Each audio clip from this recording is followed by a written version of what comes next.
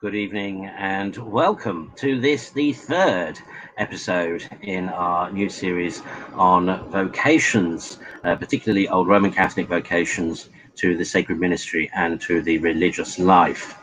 Now, already in the last two episodes, we've covered quite a lot of ground. We discussed the initial discernment process, about first contact, about faith story. We discussed the possibility of permanent vocations to the minor orders, not just to the major orders. We discussed discernment as partnership between the candidate and the church. We've also discussed canonical as opposed to non-canonical, and how traditional Old Roman Catholicism has nothing really to do with the so-called independent sacramental movement or independent Catholic movement.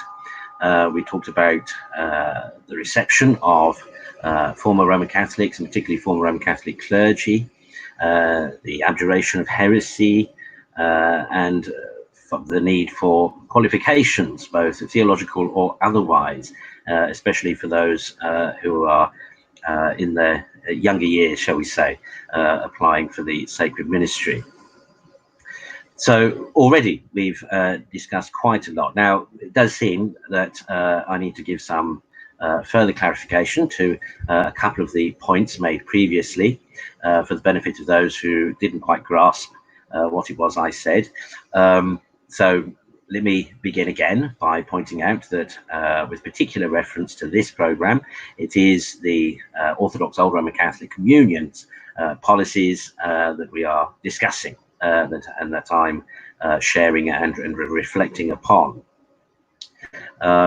So one of the queries that's come up is again about this question of canonicity or canonical. What does it mean and why is it necessary? And this is because so many, particularly those, for example, who, for one reason or another, have been unsuccessful or have left the so-called mainstream, then looking either to find a new place to minister in or to explore their vocation, and perhaps appreciably become a little wary of rules and regulations.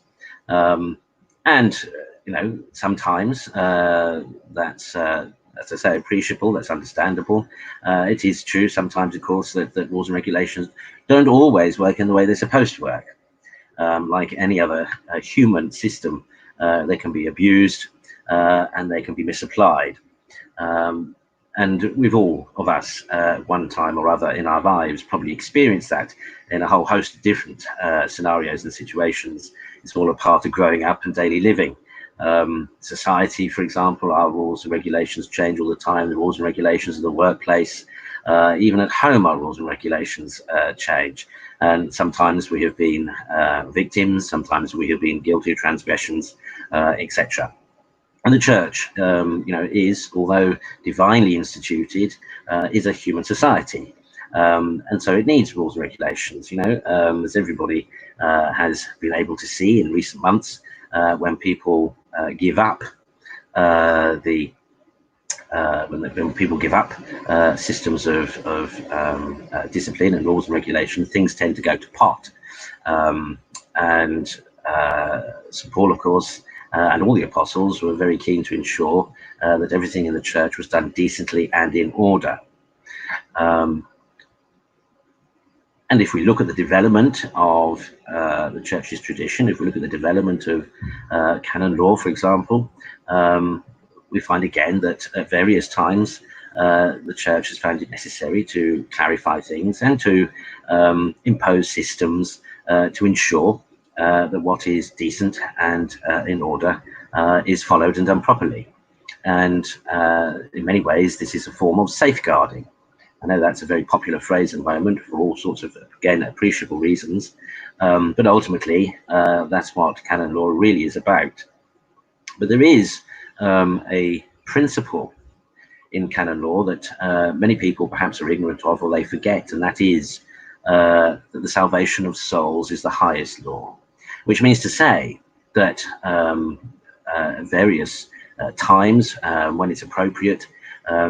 It may be that dispensations can be given from the letter of the law, as long as the spirit of the law is observed or kept or followed or adhered to, and that therefore with any system for the discernment of vocations and for the fulfillment and realization of vocations, it is possible sometimes for some flexibility, shall we say, to be applied. So what I mean but to say by all of that is that some system is necessary. B, if you've fallen foul of a system before, do not be afraid. It's always the case that individual vocations are treated uniquely and particularly. So it's quite possible that, as I say, if someone fell foul of a system somewhere else, they may fare more favourably here or in the application of the rules. Dispensations are often possible and can be given. I mean, they're not given willy-nilly, of course, and they are exceptions, and there will be exceptional circumstances unique to the individual or to the particular situation which require dispensations to be made or to be given, but they can be given. That's the point. I know, for example, there was some consternation over my pointing out that it is the long universal tradition of the church for at least 1500 years that married priests can indeed become, can be ordained, sorry, married men can become priests, but that priests cannot become married. And the question was asked, well, what about then former Roman Catholic priests? In other words, when I say former Roman Catholic priests, I mean former priests who were in communion with the Roman Pontiff, the current Roman Pontiff.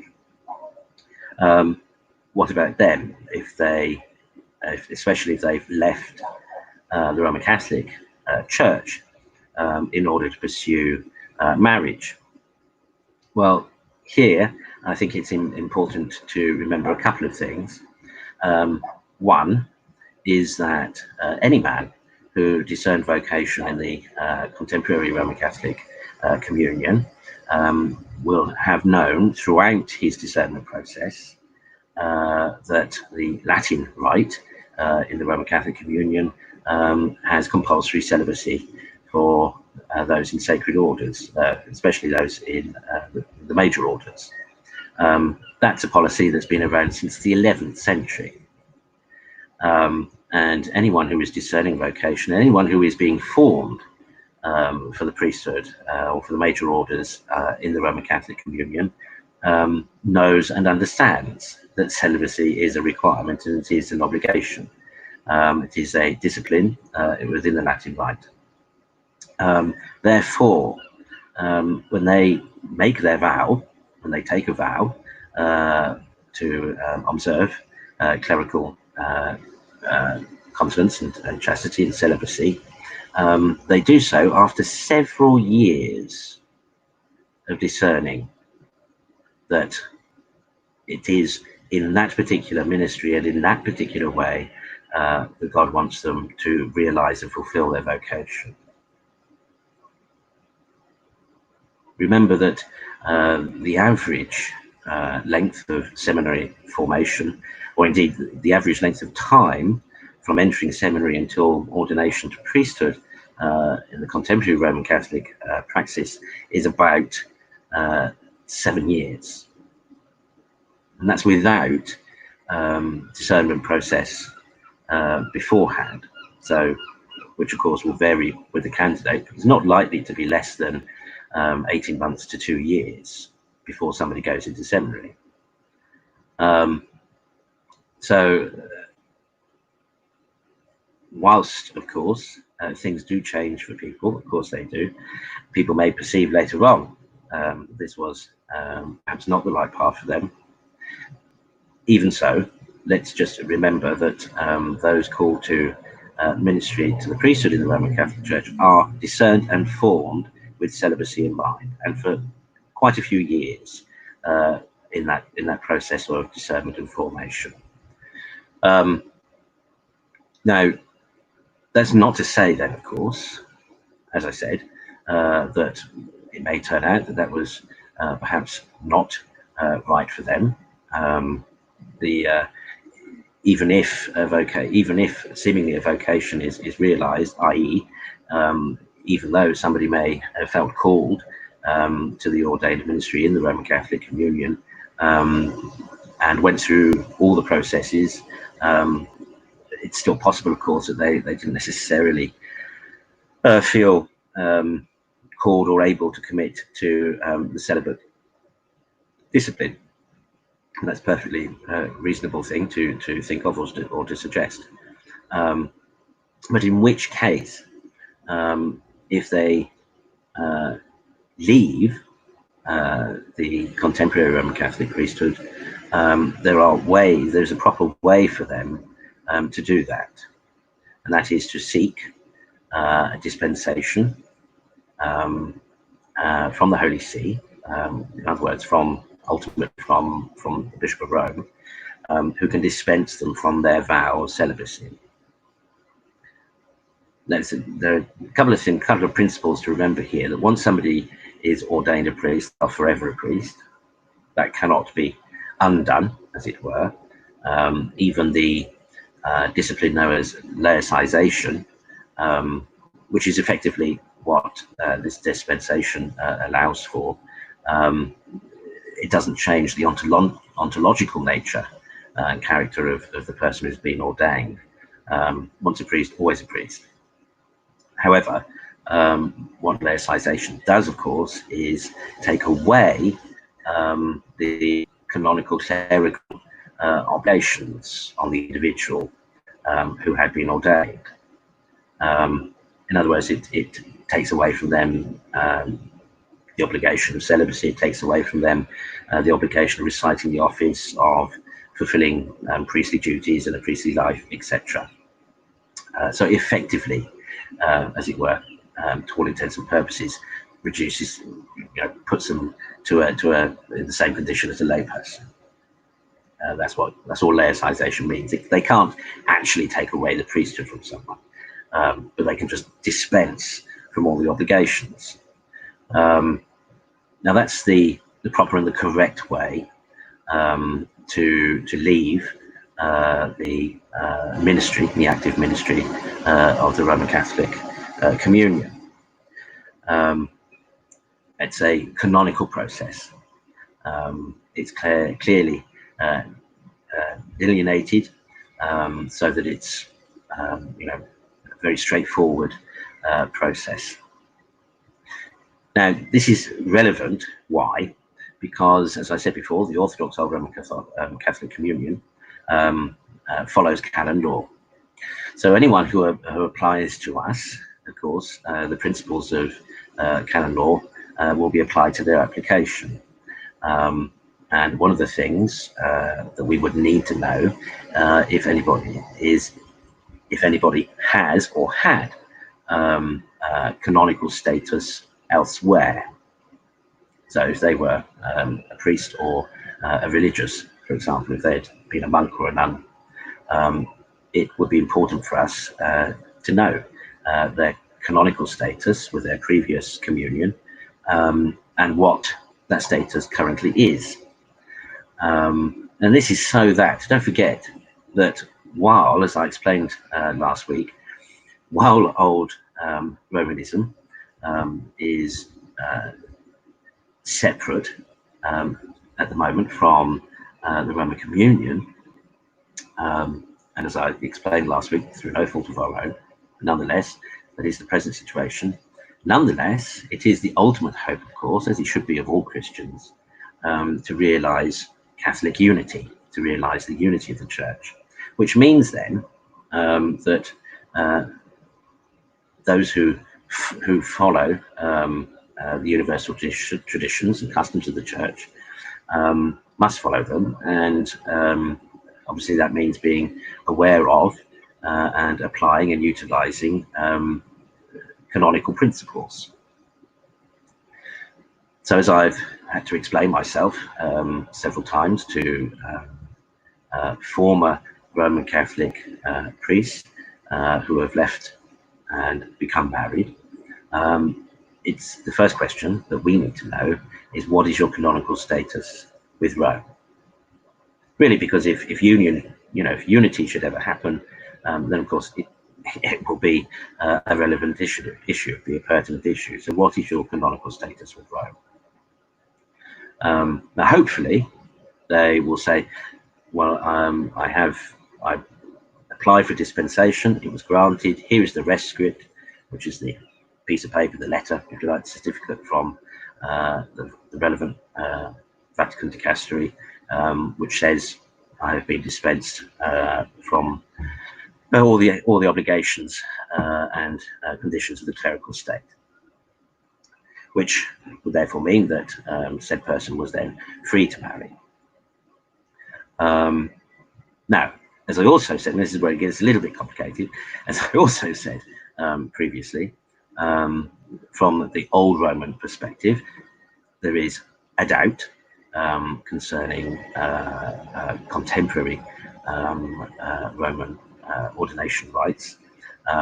So there could be an argument there for a former Roman Catholic priest who's been laicized by Rome and got married. It is possible that they may be able to realize a priestly ministry within the old Roman Catholic tradition.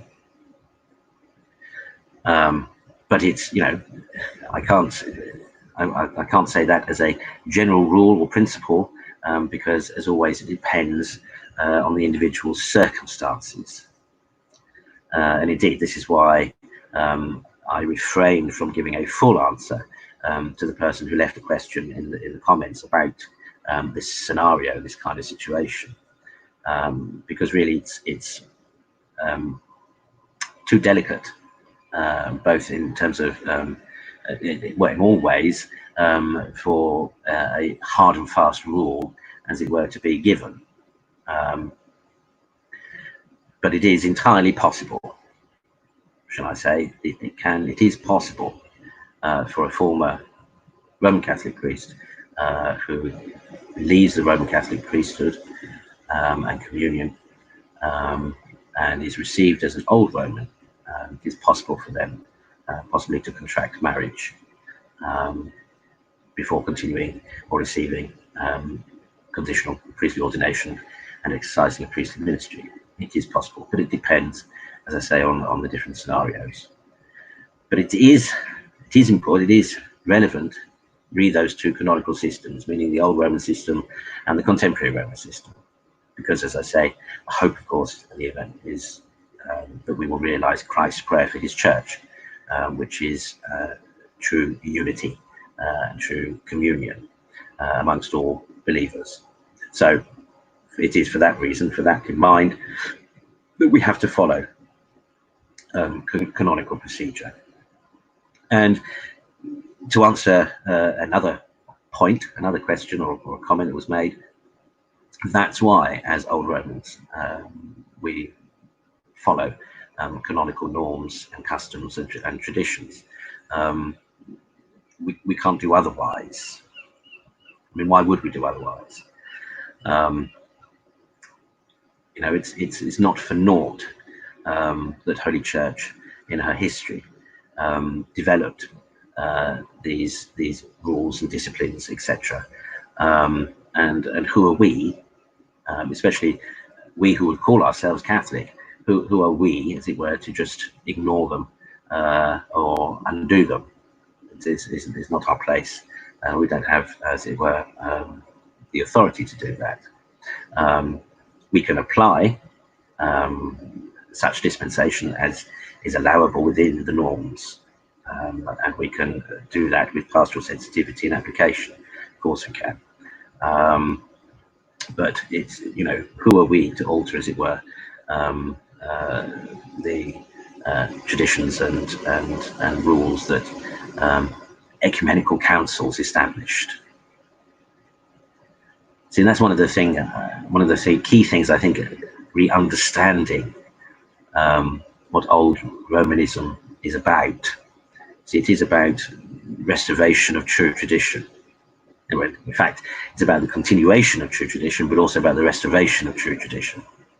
That's our reason for being. I mean, it's literally why we exist, because we remain steadfast and faithful to the received tradition of the church as it had been practiced in the West for centuries. Now that does, so some might say, well, oh, okay, well, how is it then that you do have married clergy? How is it then that you do allow married priests when the tradition in the West for the best part of 1,000 years has been celibacy? And to which we will reply, well, celibacy is a discipline, and although it's been a long practice, it's not one that was agreed upon, as it were, or enjoined or imposed upon the church by an ecumenical council. If anything, it was a sort of almost localized discipline. The older and more ancient praxis and discipline was to allow married men to become priests. And that's why, as the protagonist for the Ancien Régime, that's why, as old Romans, we readopted, or as it were, re-allowed that earlier praxis. It doesn't contradict the theology or the theory or the high spiritual motivations behind the celibate discipline, but it is the older custom and tradition of the church. We remember, of course, that the apostles themselves, many of them were married. Remember that Jesus went to Peter's mother-in-law's house. So it's an older tradition, and one clearly that our Lord was happy with. Otherwise, of course, those men who discern vocation with us, who aren't married, are of course expected to live chaste lives, just as all Christians are called to live a chaste life who are not called to marriage.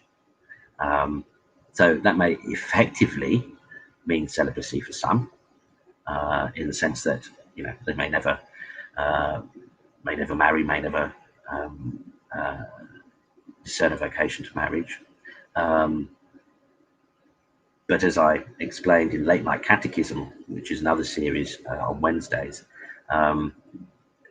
there's a difference between celibacy and chastity, in the sense that one could be chaste and celibate, or rather, one could be celibate and chaste, but one doesn't need to be, but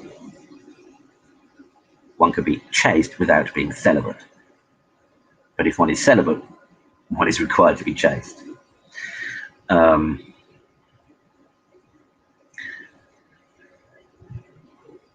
So it may be that some vocations are realized all their lives as chaste, and effectively celibate. It may be that some vocations become celibate. That is to say that some people may, and they can, take a vow of celibacy. That's perfectly reasonable and an option. And there are those, of course, in the religious life who voluntarily take vows. And that's an important, again, something else important, another important principle is that oaths and vows are voluntary things. No one should be coerced into taking them. They are voluntary things. But it's important to remember that they are made before God, with the church as witness. So they're not things that can be undone on a whim.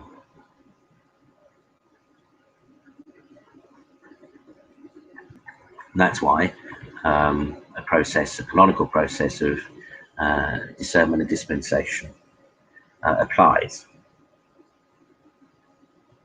Just as it did, just as one discerned beforehand before taking a vow, so should also one discern carefully before being dispensed from a vow. Makes sense, doesn't it? It's only reasonable. But that's an important thing for anybody discerning vocation with us to appreciate for the religious life or the sacred ministry, that you may not necessarily feel called to celibacy, but you will, of course, be expected to remain chaste unless you discern a vocation to marriage. That if you opt to take a vow of celibacy, or if you opt to profess vows in the religious life, that will be discerned. Again, as I said, discernment is always a partnership. That will be discerned, and if mutually agreeable, then a candidate can take vows, of course.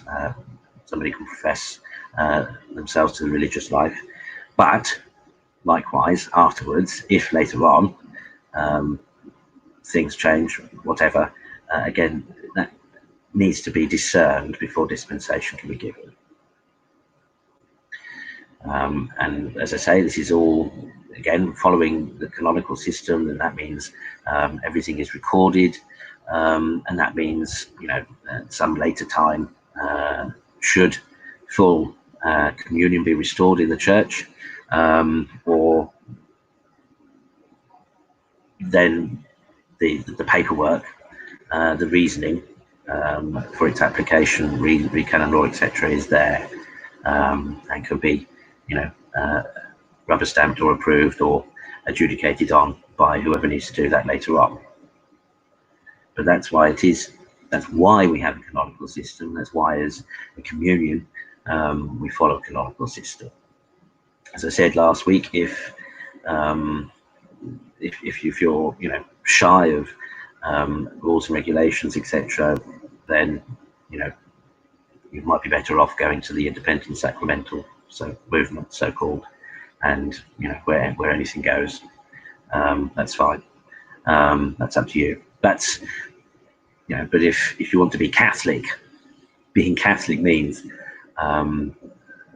abiding by and accepting the traditions, customs, and disciplines, and universal discipline that the Church has discerned through centuries.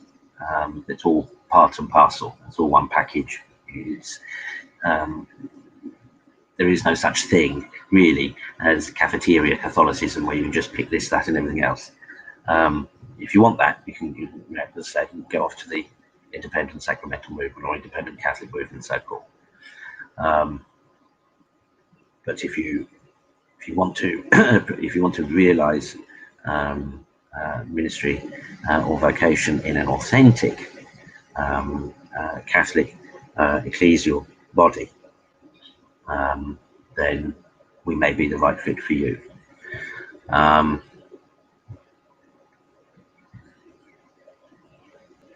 And again, some other questions that arose from previous episodes regarding, for example, the papal dogmas, that is to say, the dogma of the Immaculate Conception and of papal infallibility. Now, it has, as I said before, it is possible, A, to be an old Roman and to have an appreciation for those dogmas as doctrine. But as I also said, if you particularly read papal infallibility, if you believe in that as a dogma, then you should be in communion with the Pope. Then you should be under the obedience of the Roman Pontiff. Because the definition of papal infallibility in the promulgated decree Pastor Aeternus does not allow the Catholic to be Catholic anywhere else. except under the Pope. So if you believe that is a dogma, then that's where you should be. Otherwise, of course, the Assumption of the Blessed Virgin Mary and the Immaculate Conception of the Blessed Virgin Mary have been around as doctrines in the Church for centuries, as doctrines. So it's quite possible, quite reasonable to profess and hold and teach those as doctrines within the Orthodox Old Roman Catholic communion. And in doing so, there be no, as it were, contradiction. However, papal infallibility is another matter. And as I said last time, if you believe in papal infallibility, then you should be under the obedience of the Roman Pontiff, because it doesn't allow for any other way to exist without, if you believe in it as dogma.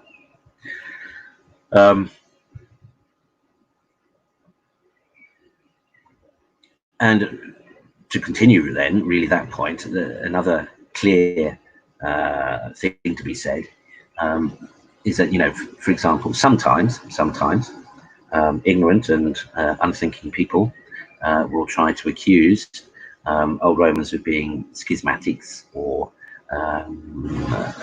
heretics or a sect or apostate, etc. To which I would simply ask them, how can that be when all we think, do and say and pray is the same as the Church until the introduction of the new dogmas?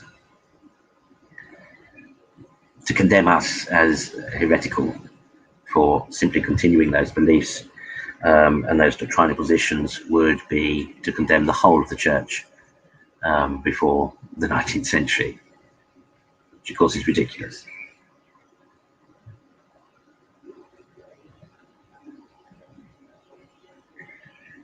So, you know, if now I perfectly understand that, particularly if somebody holds to the dogma of infallibility, papal infallibility, that they might try to use that as a justification for trying to impugn our mission and character, but it doesn't really hold up.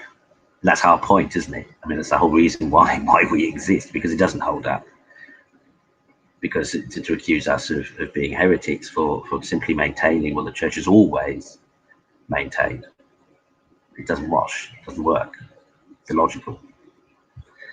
But it's you know, it's an important point to make. And okay, you know, some people say, oh well, you know, you're just you know, that's you're so small and so on and so forth. Well, quite frankly, surely it's better, isn't it better to be small but hold to the Orthodox faith than to be many and not have the whole faith?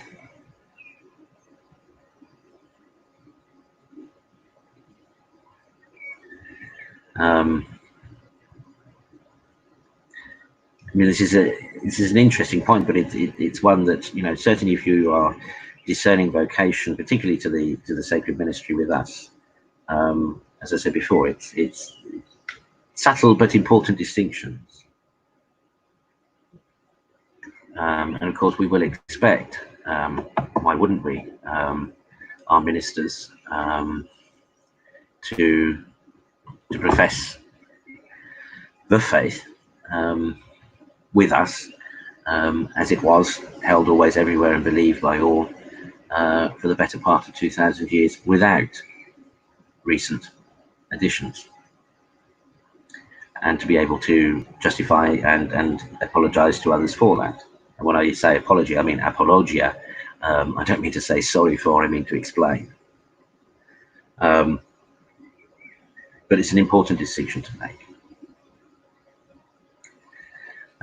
The other thing perhaps that needs a little clarity is that, I suppose in some ways it is fair to call us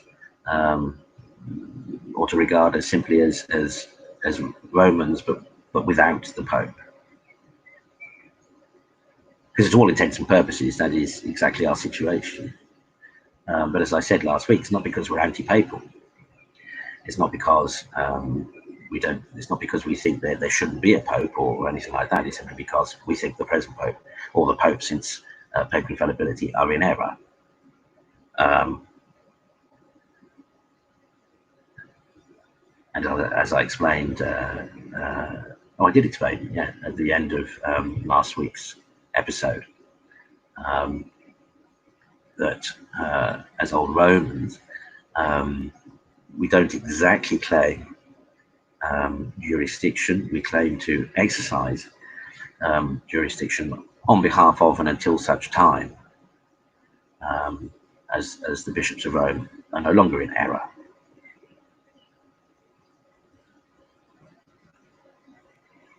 Which is why our bishops hold titular seats.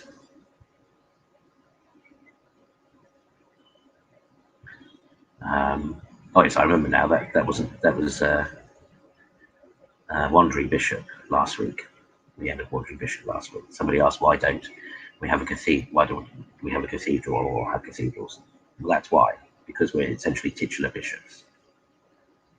Which is not to say that we haven't had cathedrals in the past, but essentially, you know, it's clearly the logical situation we're in means that we are exercising jurisdiction on behalf of and until such time as true Catholic restoration occurs. To put it another way, I suppose, as has been said many times, for those familiar with the Society of St. Pius X, we are, if you like, the original version of the Society of St. Pius X. In many ways, indeed, our polity is very similar, except, of course, for the papal infallibility. And of course, but our situation also precedes the society by about 100 years. But we were making the same stance as they are now about Vatican II. We were making the same stance about Vatican I. And that is that we are adhering to authentic tradition, to eternal Rome, as Monsignor Lefebvre used to say. Except that we really are. Anyway, that's getting polemical, perhaps. Somebody's asking a question there about Anglican orders. Now, that's an interesting question. Simply answered, that in the same way that we have scribbles about contemporary Roman Catholic orders, we have scribbles about that for exactly the same reasons as Leo XIII and others have had issues about Anglican orders previously. Now, some will say, well, what about the Dutch touch? By which they mean the 1931 intercommunion between the Church of England and the old Catholic Church in the Netherlands, which, remember, is separate from us, distinct from us, because we are Old Roman. That distinction came in 1910, particularly. But by virtue of that intercommunion between the Bonn Agreement, it was called, between the Church of England and Utrecht, old Catholic bishops participated in Anglican ordinations. Because they're from the Netherlands, that's why it's called the Dutch touch, because they would come and lay hands on the Anglican ministers. And for many, that concluded any question regarding the validity of Anglican orders. But of course, we can't today, there's been so much. Again, really, the crux of the issue, of the argument that Leo XIII made in Apostolicae Curae really still applies to the contemporary situation, in the sense that there is doubt over the form concerning the ordination rite. And indeed, now, of course, the form and intention, but of course now also is the question of matter. Now that Anglican jurisdictions some of them have been ordaining women for some time, of course that throws doubt into the mix as well, because it speaks to intention. What was the intention of those bishops, and what was the intention of the church that permitted it to happen and to occur? These are things that require serious thought and application. And so, for our benefit, to our mind, for our policy, we have the same regard, as it were, I suppose, for Anglican or even Anglo-Catholic ordinations as we do contemporary Roman Catholic ordinations, which is to say that we're not convinced of the formula, we're not convinced of the intentions, because the formula speaks to the intentions, lex orandi, lex credendi, and there is the confusing matter of matter, but also speaking to the intention, the doctrine.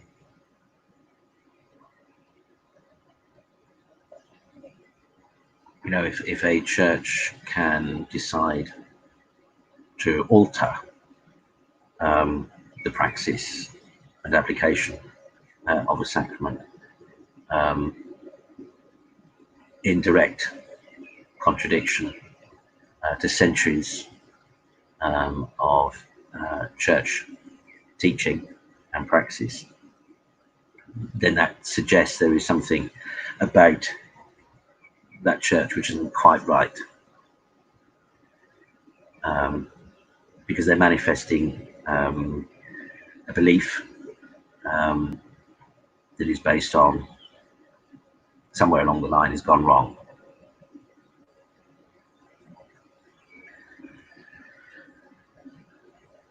Again, as I said before, old Romanism is really quite simple and straightforward.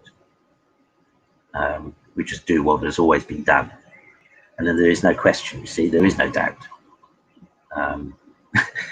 It's everything's simple. Whereas those who have changed things, mucked about with things, etc., their doctrine, their intentions, etc., become questionable and doubtful. And as I said before, the whole point of sacraments is that they are supposed to be a assured means of grace, and so a doubtful sacrament is effectively no sacrament at all in one respect, or that's how in many ways one should think about it, regard it. So that with Anglican orders, just as with contemporary Roman Catholic orders, reordination or conditional ordination would probably be applicable to anybody discerning a vocation from them with us. And then in that way, you see, we know then that there is no doubt.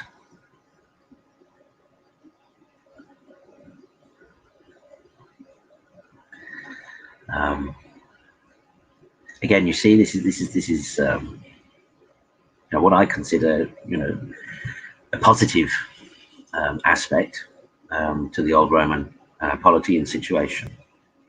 There is no room for doubt, because there's no need for it, because we simply do what always has been done, and because we simply believe what always has been believed. and we simply apply discipline as it's always been applied. So our intention, our teaching, everything else is exactly as it always been, just continuous. But for those who innovate and muck about and tamper with and so on and so forth, of course, there is not that certainty. And at the end of the day, though small, though a remnant, for us as old Romans, salvation is a very important thing. And the surety of grace is a very important thing for our faithful, who, we want to be certain that they are receiving valid sacraments. So it's best to avoid all doubt, and that's basically our position. It is interesting, of course, that people perhaps haven't realised the extent to which modernism has influenced the church. I mean, to all intents and purposes, as Marcel Lefebvre said, there is a crisis in the church. But as old Romans, we would simply we would say, yes, there's been a crisis for a lot longer than most people think. The crisis really came in the 19th century. And the trouble is today that modernist influences are everywhere and all over the place, and have created the chaos and the confusion and the doubt and the irregularity and the heteropraxis and everything else that is so prevalent today. It really has created this crisis and this subsequent lack of certainty. And for us, the Prince of Chaos is not the arbiter of truth, and that's why old Romanism, as it were, sticks with the past. Except that, of course, we don't stick with the past. We're continuous or contiguous with the past, with tradition, and that's why we use.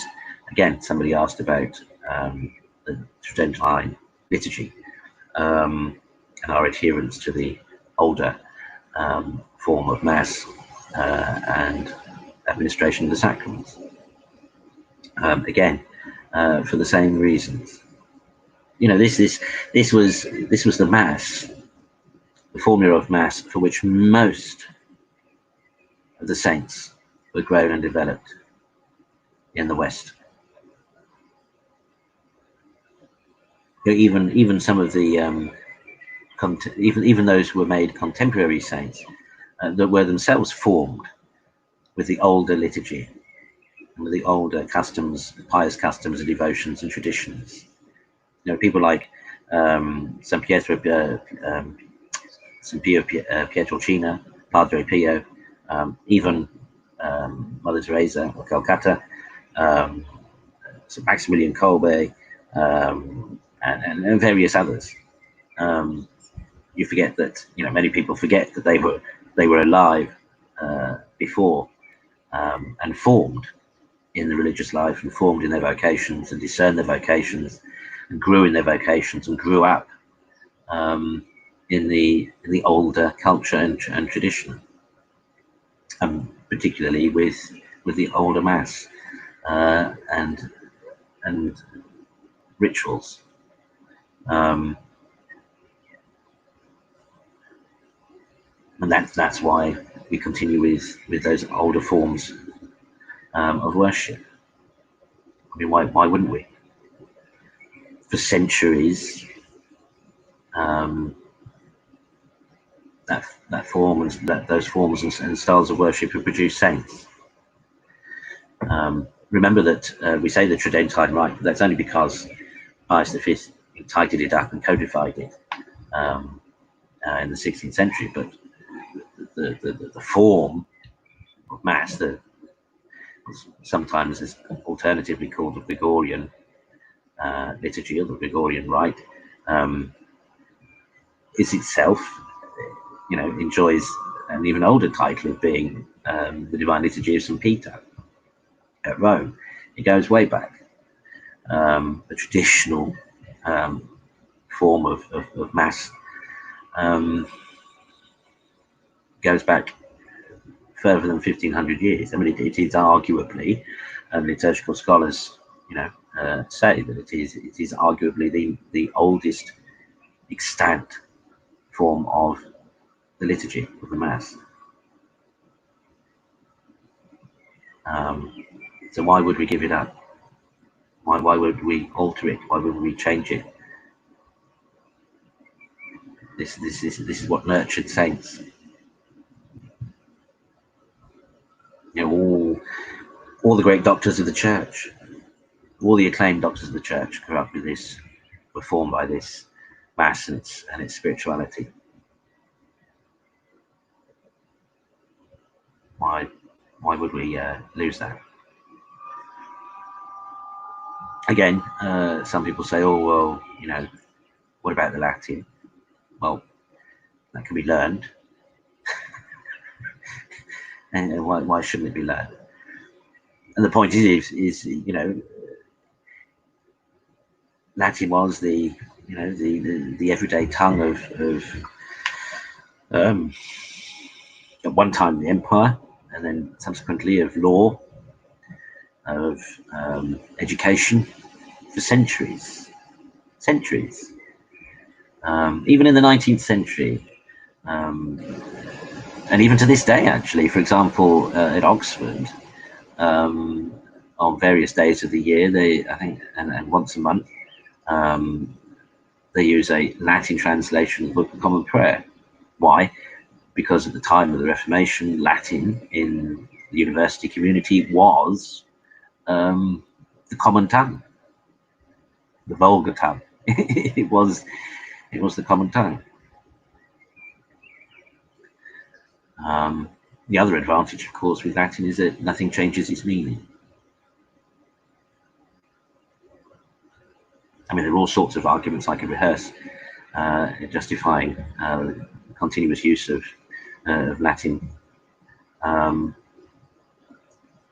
then likewise, hierarchical vernacular. Of course, some of our missions, some of our parishes, some of our priests offer the traditional rite, but in the vernacular, in Spanish, in Tagalog, Filipino, or in English, or whatever the vernacular is. And again, there's on the one hand, of course, that's a boon for those who don't know Latin. And it isn't the common, it isn't the sort of normal language that people speak every day that is used for worship. Many of our Eastern Orthodox brethren, for example, people often say, "Oh, well, look at the Greeks and the Russians. They use their own language." Well, they do, but they use a hieratic version of it. They don't use everyday Greek. They don't use everyday Russian. As any Greek or Russian layperson will tell you, what they hear in church is not what they speak in the streets. And it's wholly appropriate that we should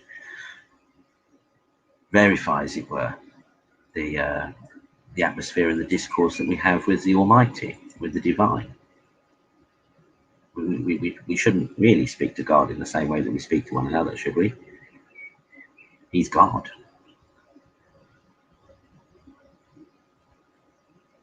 And it reminds us, it helps us Certainly, of course, what it does is appeal to our intellect, to our higher intellectual abilities, which is where we find our true sense of self, remember, in the order of creation. It's the thing that distinguishes us from other parts of creation, like the animals. Why shouldn't we have to think more? Why shouldn't we have to think harder when we're in God's presence? And of course, the other thing is to remember is that the liturgy is not ours. That's why, 90% or more of the traditional liturgy is direct scripture.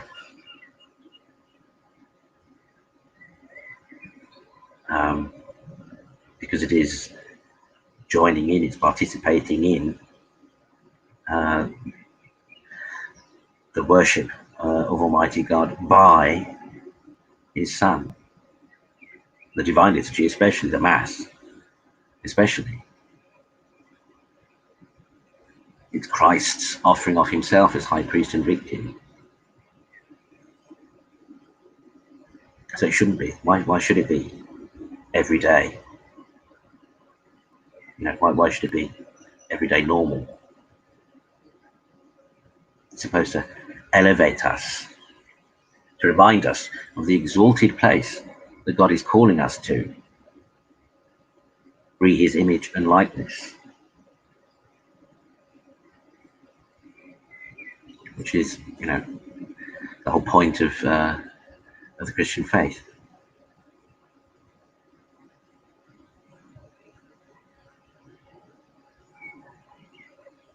So again, this notion that people have that modernity is better. One can observe throughout the history of the Church, the last 2,000 years, and throughout the history of mankind, that for all our innovations, for all our inventions, for all our increased knowledge, etc., as people, as human beings, we haven't evolved. We haven't. We're just the same. We're now. Modern man is no better off, nor less in need of salvation today than our forebears ever were. Exactly the same boat.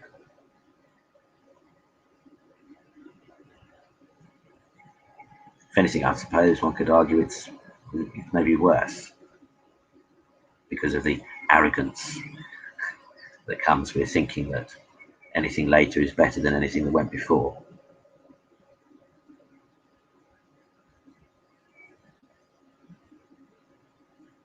And again, it's because it's that notion of continuity re salvation that authentic Orthodox Old Roman tradition adheres to tradition, adheres to the principles of tradition, and is not interested in contemporary praxis or experimentation or whatever.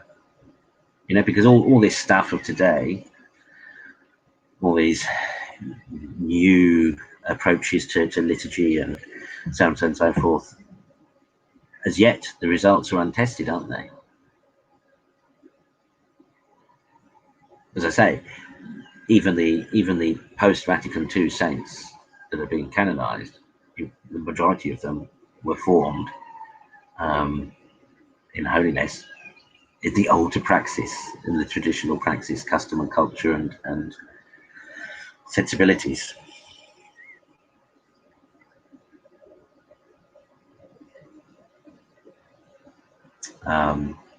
As I've said before, if you want experimentation, if you want to do whatever you want, there are plenty of other options to explore than old Romanism. We're probably too simple for you. We're too simple, plain, and straightforward. Now,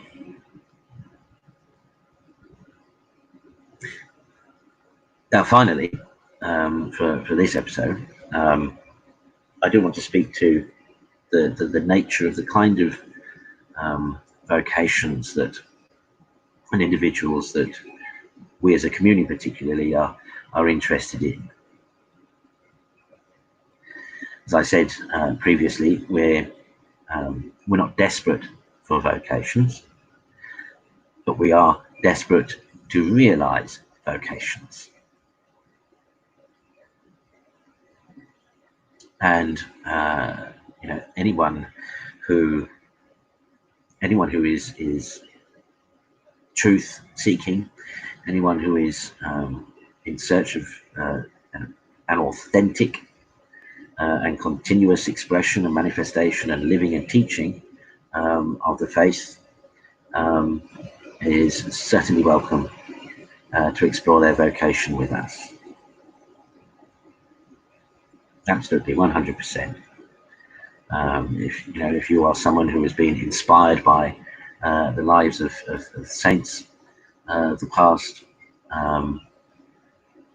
then this is the place for you.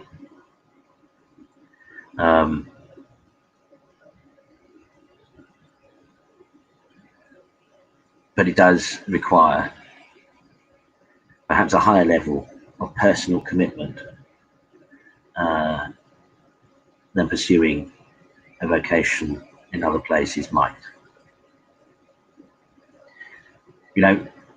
It's this is the straight and narrow path option to the realization of vocation. This is not the easy route. In large part because, as a remnant church, we don't have the resources, the material resources that others have, which means that sacred ministers themselves have to be self-sufficient. It means that those exploring discerning vocation have to be self-sufficient. There is no great legacy. There is no pot of legacies here to pay for sustenance or to pay for tuition fees, etc., or to pay for study materials. And that's an important aspect, actually, for discerning candidates to think about. It will mean that you'll be responsible for providing those things yourself. Now, of course, we have developed, we are developing, we're always building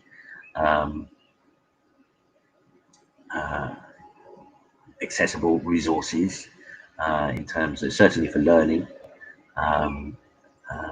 to aid those being formed in the sacred ministry as much as we can find and as much as we can apply.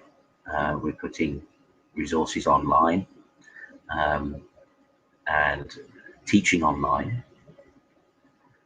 We're in the process at the moment of developing an online system for tutorials and for lessons for formation, and likewise also too for vocational discernment. This series is part of that. Some of what I say in these videos will be used for that.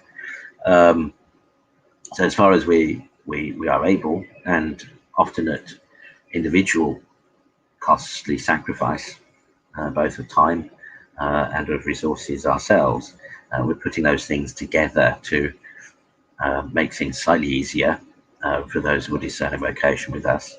But I think it's important to understand that ours is what they call tent maker ministry. It's possible that some local congregations will be able to support financially and materially their pastor. That's certainly the case, but it's not everywhere by any stretch of the imagination. So the default position, as it were, for those exploring vocation, for those realizing vocation in the old Roman tradition, is to be self-sufficient.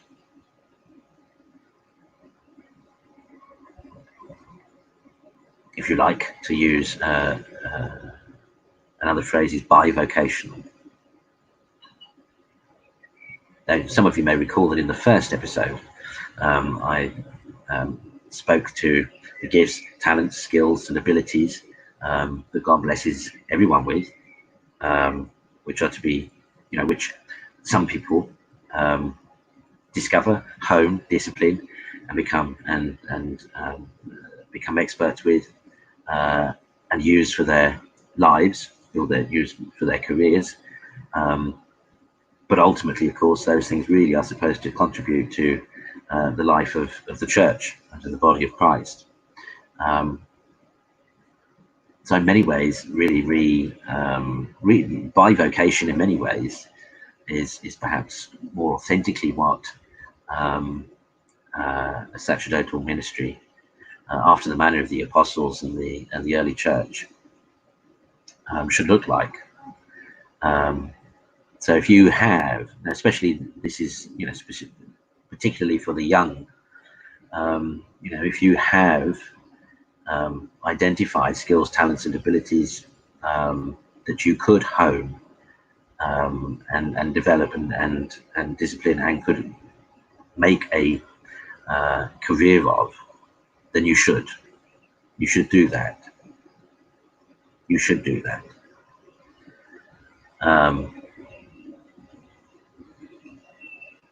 Likewise, if you have the resources, if you have the means to pay for academic study and theology, of theology and philosophy again, then you should do that.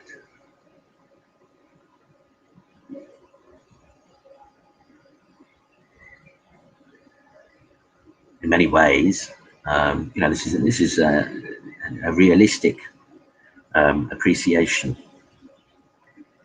of, again, the level of need and situation in the contemporary church, in the remnant church.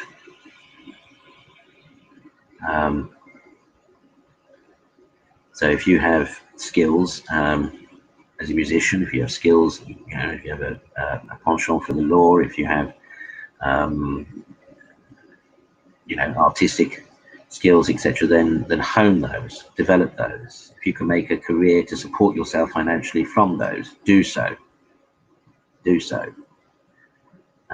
You can, at the same time, explore and discern how a sacerdotal vocation or otherwise may be realized at the same time.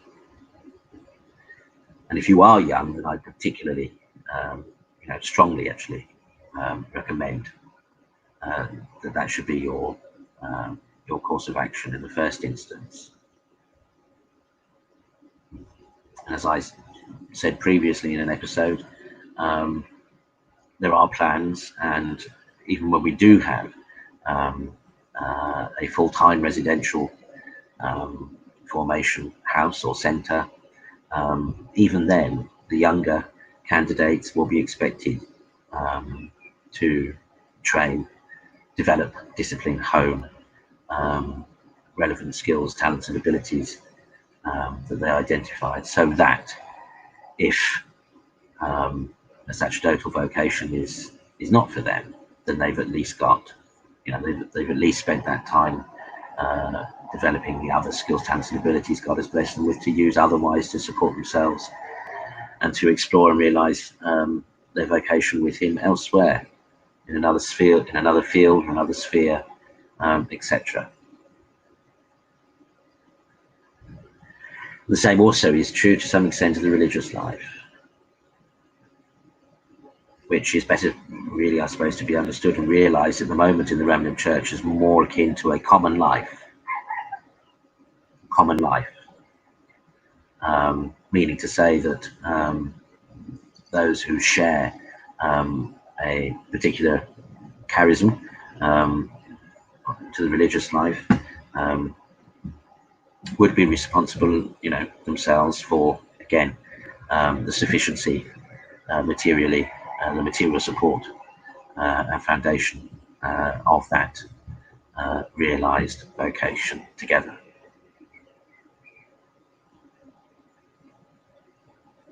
I think it's this is not just being realistic and pragmatic, but it's also being open and honest. Again, the old Roman Church is not the place to think that you can realize a comfortable living or a comfortable way of life by supposedly giving yourself up, giving up your life for the sake of God. In fact, in many ways, that's the wrong way to approach and to think about vocation to sacred ministry and the religious life. I mean, if you look at, even if you look at various forms of religious life that exist elsewhere, you'll note that more often than not, the skills, talents, and abilities of the particular individuals in a community help to sustain it and to grow it. It's just that the fruit, as it were, of their labours goes into the common pot, goes into the common fund, goes into the common life. It's quite possible, it's quite reasonable that in our own situation, it may be that somebody could be, for example, a Franciscan friar and live in a Franciscan convent, but which is supported by their efforts and labour as a lawyer, as a medic, as a carpenter, as a retail assistant, or whatever.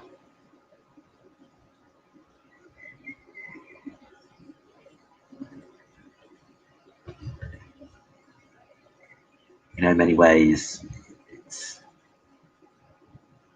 I know again, familiarity breeds contempt. I'm always saying it, but again, but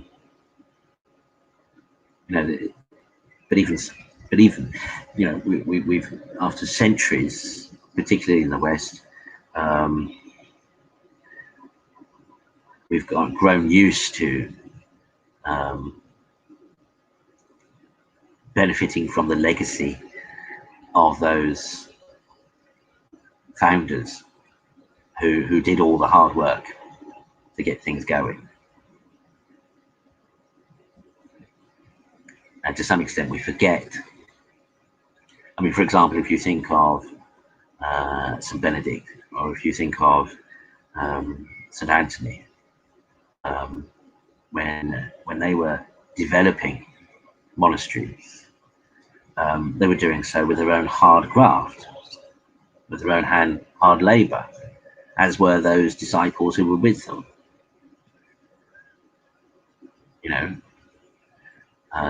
The beautiful monastery that we see today at Monte Cassino wasn't there. Nothing like. And in the same way, in many ways, this restoration to authentic tradition that old Romanism is perhaps better understood as a contemporary revival, which means starting from scratch again, which means building up again.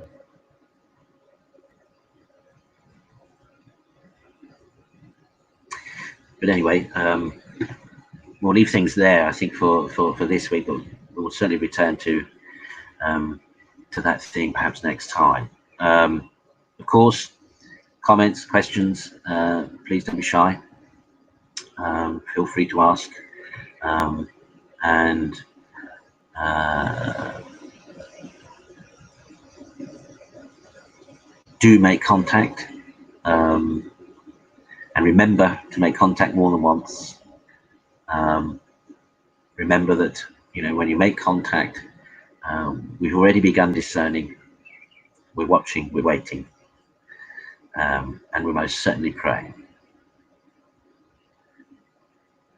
So until next time, take care. God bless you.